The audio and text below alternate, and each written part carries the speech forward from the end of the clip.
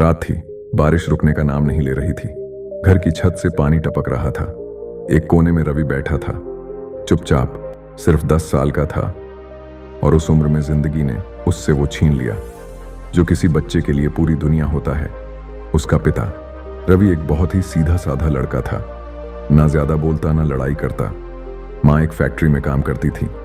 हर रोज सुबह 5 बजे उठकर तैयार होती और रवि को एक ही बात कहती, तू बस अच्छा इंसान बन बेटा, बाकी सब मैं संभाल लूंगी। लेकिन एक दिन फोन की घंटी बजी। माँ घबरा कर बाहर भागी। कुछ मिनट बाद जिंदगी थम गई। रवि के पिता का एक्सीडेंट हो गया था। अगले कुछ दिन जैसे कोई फिल्म नहीं, कोई सजा थी। माँ चुप थी, रवि और चुप। घर का राशन, किराया, स्कूल की फीस, सब एक बोझ बन गया। रवि अब समझ चुका था, बचपन उससे छीना जा चुका है। एक रात माँ थक कर जमीन पर बैठ गई। उसके हाथ में सिर्फ एक जलता हुआ दिया था, आंखों में आंसू और होठों पर एक ही बात, रवि अब क्या होगा।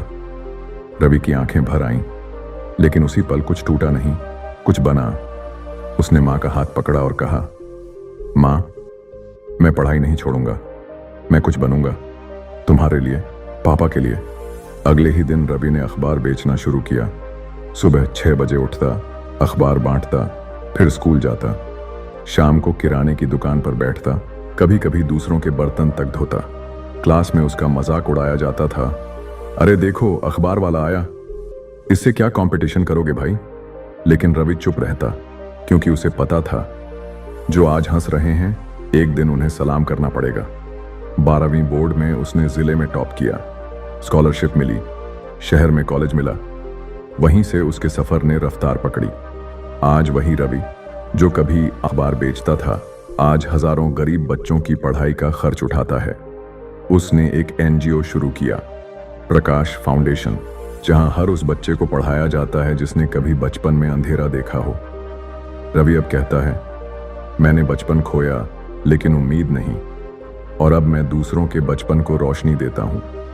हर कहानी में एक मोड़ होता है जो आपको या तो तोड़ता है या बना देता है। रवि ने उस मोड़ पर खुद को बना लिया। अगर रवि कर सकता है तो तुम क्यों नहीं।